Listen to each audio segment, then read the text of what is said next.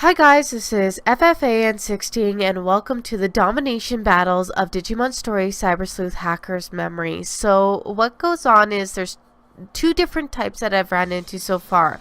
There's the battles against hackers and then battles against Digimon. And it's kind of like a chess game.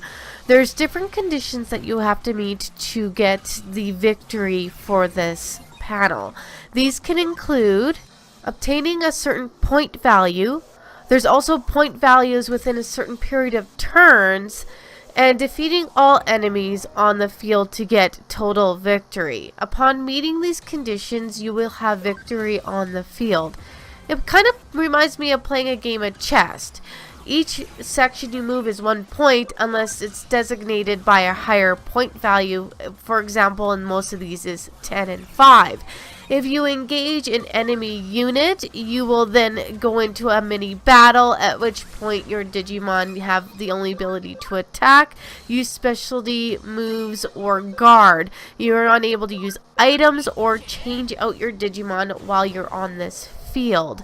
Now, it's a 1-by-1 fighting system, so you get a turn, and then once your turn's extinguished, the bad guys get a turn, and then that's the end of the round, or vice versa. And then you continue moving your way around the field. Now, if it's the point value situation, how this one works is that each unmarked area is 1 point. Once you gain control of the higher point value, that goes towards your score.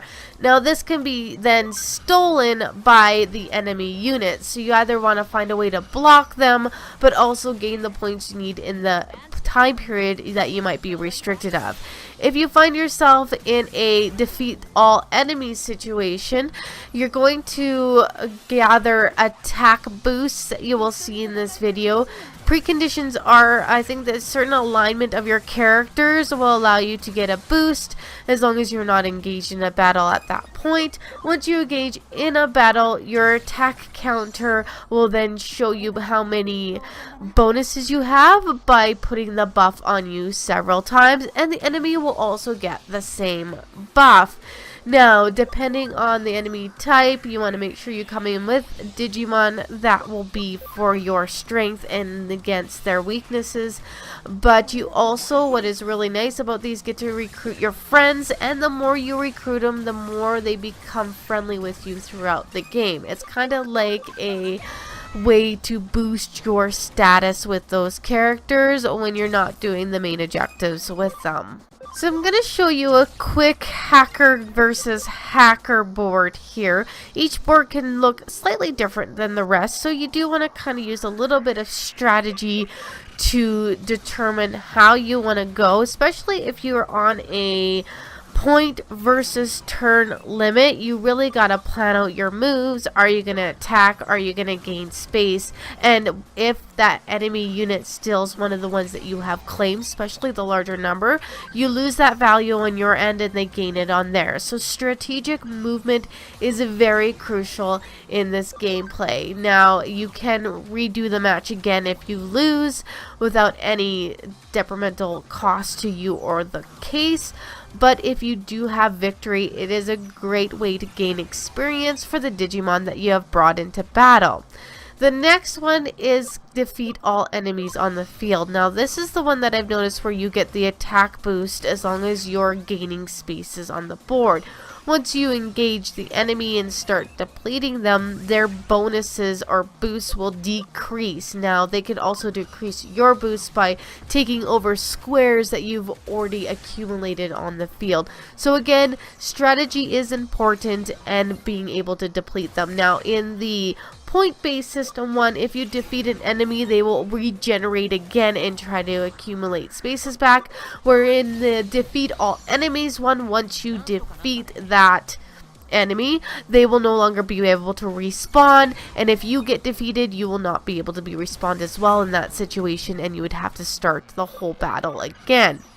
So, very important to use strategic movements, plan out your field, have characters that you may know will benefit you, bring them to the board. Once you're used to your party members that you can bring, you might be able to gauge a little bit better of whose Digimon will best benefit you for the type of battle you're going to go into.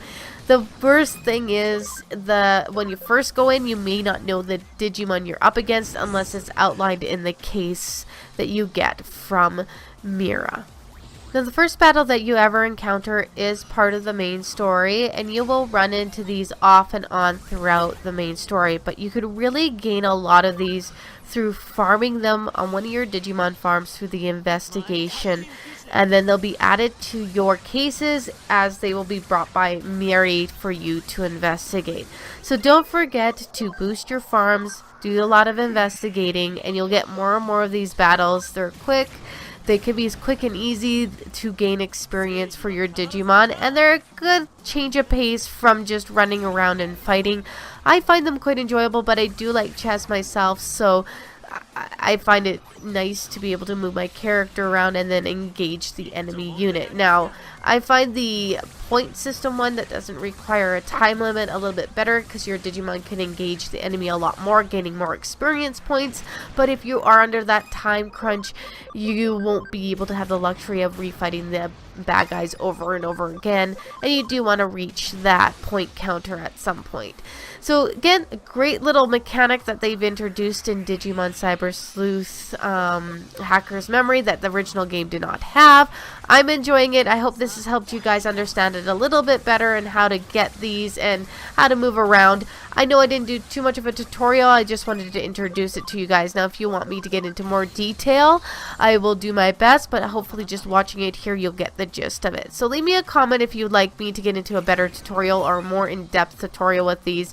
Leave me a like, comment again, and subscribe to the channel for any upcoming videos in regards to this, Final Fantasy, Kingdom Hearts, or anything else that's fancies for video gaming that I can do. And as always, guys, happy gaming.